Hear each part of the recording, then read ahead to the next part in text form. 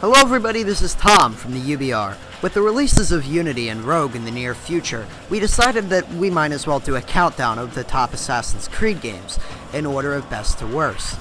Also, I didn't feel like convening our little group and writing reviews for all 6 games in the series. We do have lives, you know. So, on to our little list. Please note that I'm a veteran of the series. I have 100%ed every game since day one. Stealth is my favorite genre of gaming, and yes, I will admit that Assassin's Creed does have a lot of problems, but my opinions may not be the same as yours, so let's be reasonable adults in the comments sections and not stereotypical internet dwellers. Number 6. Assassin's Creed Revelations. I mean, come on, everybody knew this was coming. I mean, this was the low point of the series. It was the worst. It had a bland city, the game didn't have an identity, it had a tower defense game for God's sakes, and put a character in a foreign environment where he didn't belong. While it could have worked, the story, if there even is one, didn't make sense, and the only good thing that came from it was the completion of Altair's story, which was kind of just left to hang from Assassin's Creed 1.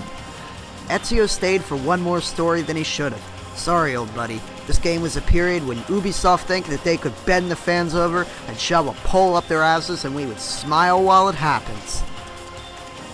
Yeah, right.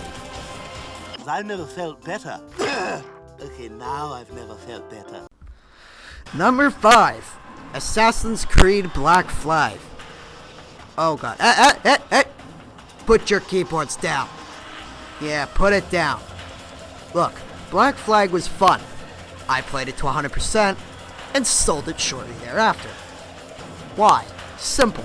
Assassin's Creed is a stealth game at its core. It kept a lot of the flaws Assassin's Creed 3 had and added in more ship combat. But now, you weren't doing influential deeds on land like you were in Assassin's Creed 3, you were having sex and running around in huts. To its credit, it did bring back the very open-ended gameplay that AC3 lacked. Then, the ships. Look, they are fun, but they don't flow with Assassin's Creed. When I play an Assassin's Creed game, I want to put in the disc and put a knife in somebody's throat, not spend half the game in ye open seas. The mechanic is fine, it's not something that I think belongs in an Assassin's Creed game. Come on, Ubisoft, take a gamble. I think that you could actually make a very good IP for that. Number 4. Assassin's Creed 1. Okay, here's the starting point of the series. It was awesome for me when it came out, except it had quite a few issues. For one, repetitive gameplay. Second, the free running was really clunky, and the hiding in plain sight was very subjective and it felt like a guided course. However, it was the first time that we ever saw the free running in action, and the open-endedness, not to mention the fact that the people you stick blades into, they're human traffickers and they flat out slaughter ministers and sometimes in front of you. They're just such an extreme version of asshole that they need a sword stuck up their ass and a hidden blade down their throat. This game also introduced us to the present-day story, which at the time had a lot of potential, and the ending was a pretty good cliffhanger that was well executed and carried into Assassin's Creed 2. Number 3. Assassin's Creed 3. Okay, put your keyboards down once again. The American Revolution is, besides the French Revolution, my favorite time period in human history. This meant that I had high hopes for AC3. And boy, I was disappointed. They redid the game engine and made the game feel fresh again. I'll give it that. The free running was better than ever, Connor was a different character considering what we had seen before, and by God, it has the best story of any Assassin's Creed game to date. Haytham Kenway was introduced, and this game was the launch of a second era in Assassin's Creed fans, and games, dubbed by the Ubisoft people the American era, and by gamers the Kenway side. This, in my opinion, was the best game story-wise and setting-wise and detail-wise. When Haytham refuses to kill Connor throughout the story, even up to the end, if you notice the placement of Haytham's hands in the final confrontation, it's clear that as dehuman and evil as the Templars were portrayed, not all of them were horrible. They just had weird ways to getting to some pretty good motives, and you kinda believe him in his final words. I feel like a dick saying this, but I kinda like the villain more than Connor. The game was released years ago, so don't complain that I spoiled it. He isn't even the final boss. It also had the pirate stuff. Just to clarify, the Assassin's Creed 4 pirate stuff took center stage. The ships were optional in AC3 and were fun to do as a pastime, but I don't think I ever did it more than 10 times. However, this game had a lot of problems, which is why it's only halfway up the list. Assassin's Creed 3 was plagued with 12 hours of tutorials, and it bitch slapped anybody that thought Haytham was a decent guy after you play as him for 6 hours, and I'm still mad about the Desmond ending. Number 2, Assassin's Creed 2. When Assassin's Creed 1 had many issues, the developers at Ubisoft weren't pricks yet, so they decided that they were actually going to fix the problems, and they did.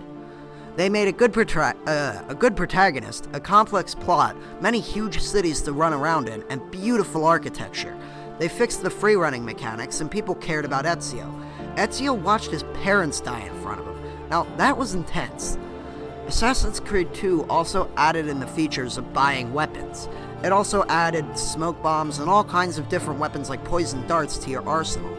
Assassin's Creed 2 was argued by many to be the peak of this series, but I respectfully disagree.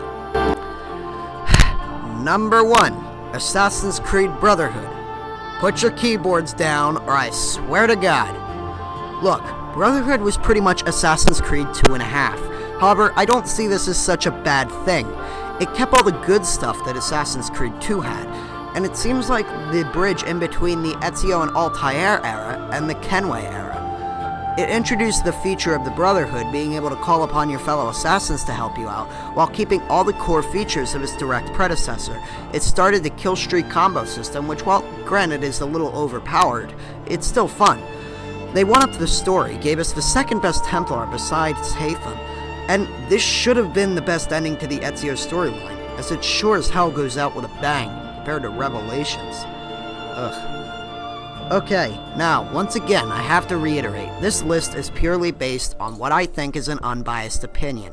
While yes, I had fun with Assassin's Creed 3 a hell of a lot more than Assassin's Creed Brotherhood, I had to admit that Assassin's Creed 3 was a pretty screwed up game when you look at it in retrospect, and for that is why every game has a respective spot on the list.